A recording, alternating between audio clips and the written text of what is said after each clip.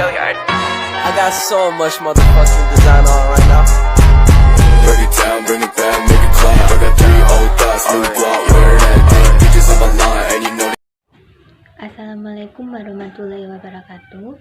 Perkenalkan, nama saya Oktavia Rahmawati, NPM 043 dari kelas 4A PGSD Universitas Muhammadiyah Pringsewu, Lampung. Pada kesempatan kali ini, saya akan mengulas kembali materi minggu lalu mengenai teori-teori belajar yang mendukung pengintegrasian media pembelajaran berbasis ICT yang diampu oleh Bapak Dr. Andes Arman MPD. Mengenai teori belajar yang mendukung pengintegrasian media pembelajaran berbasis ICT ke dalam media pembelajaran, yang pertama ada pendekatan objektivitas. Pendekatan objektivisme keperluan untuk memberi fokus kepada bagaimana persepsi belajar berpikir. Pengertian tersebut menurut Wilson Teslau dan Taylor pada tahun 1999. Jadi, kesimpulan dari pendekatan objektivitas adalah pendekatan objektivisme yang merupakan paham atau aliran yang mana segala sesuatu diterima secara objektif. Kemudian, poin yang kedua ada teori behaviorisme. Adalah teori pembelajaran yang memakai rumus rangsangan dan tanggapan. Maksudnya yaitu lebih mementingkan respon yang dihasilkan, sedangkan prosesnya tidak terlalu penting. Implikasi behaviorisme dalam proses pembelajaran adalah seorang guru selaku pengajar diibaratkan dengan seorang peneliti yang meneliti ke siswanya. Kemudian setelah itu kita mempelajari tentang teori behaviorisme. Di sini ada implikasi multimedia interaktif pada teori behavioristik, yaitu program komputer yang dirancang dengan baik dapat menyediakan konsisten rangsangan teknologi yang handal dan berimplikasi pada penguatan secara individual. Selanjutnya yaitu mengenai teori pemrosesan informasi. Jadi, teori pemrosesan informasi ini merupakan teori kognitif belajar yang menjelaskan pemrosesan penyimpanan dalam belajar dan pemanggilan kembali pengetahuan dari otak. Hal tersebut dikemukakan menurut Latin tahun 2000. Selanjutnya, konsepsi belajar. Jadi, belajar ini merupakan pengkodean informasi ke dalam memori manusia, seperti banyaknya sebuah cara kerja sebuah komputer. Kemudian ada teori kognitif behaviorisme.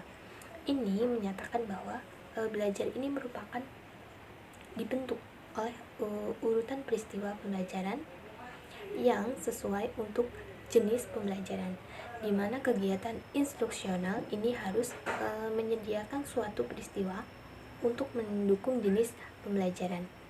Nah, salah satunya itu dengan menggunakan alat media pembelajaran. Yang selanjutnya ada teori kognitif belajar, merupakan proses perubahan persepsi dan pemahaman. Dengan kata lain, belajar itu tidak harus bicara tentang perubahan tingkah laku atau sikap yang bisa diamati. Yang selanjutnya ada pendekatan konstruktivisme. Menurut Waldorf and Less, pendekatan konstruktivisme adalah proses kegiatan pengajaran dengan mengemukakan teknik pemerolehan yang dimulai saat terlaksananya tekanan intelektualnya dan diselesaikan oleh peserta didik itu sendiri. Yang pertama ada teori sosial aktivisme. Jadi, teori sosial aktivisme adalah sebuah tingkatan yang dilakukan bertujuan membawa perubahan di masyarakat. Di masyarakat itu sendiri mendefinisikan sosial aktivitas sebagai sekelompok orang yang peduli tentang sebuah isu dan secara terorganisasi melakukan sebuah kegiatan untuk mencapai tujuan yang berkaitan dengan isu tersebut. Yang kedua ada teori sosial kognitivisme. Teori sosial kognitivisme yaitu teori yang menonjolkan gagasan bahwa sebagian besar pembelajaran manusia itu terjadi dalam sebuah lingkungan sosial. Dengan mengamati orang lain, manusia itu memperoleh pengetahuan, aturan-aturan, keterampilan, strategi, keyakinan, dan sikap-sikap. Yang ketiga ada teori scaffolding. Teori yang dikemukakan oleh Vygotsky ini menekankan penggunaan dukungan atau bantuan tahap demi tahap dalam belajar dan pemecahan masalah. Yang keempat ada teori perkembangan anak. Teori perkembangan anak ini berfokus pada penjelasan bagaimana anak berubah dan tumbuh selama masa kanak-kanak.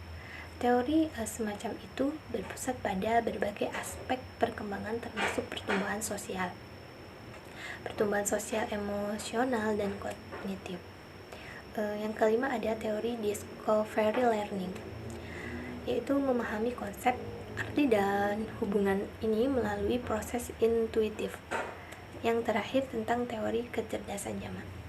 Kecerdasan jamak adalah teori kecerdasan yang mengemukakan bahwa individu itu memiliki paling tidak 8 jenis kecerdasan, yaitu kecerdasan verbal, linguistik, logis, matematika, pribadi antar pribadi, dan naturalis. Demikianlah pemaparan materi dari saya. Apabila ada salah kata, saya mohon maaf. Saya akhiri. Wassalamualaikum warahmatullahi wabarakatuh.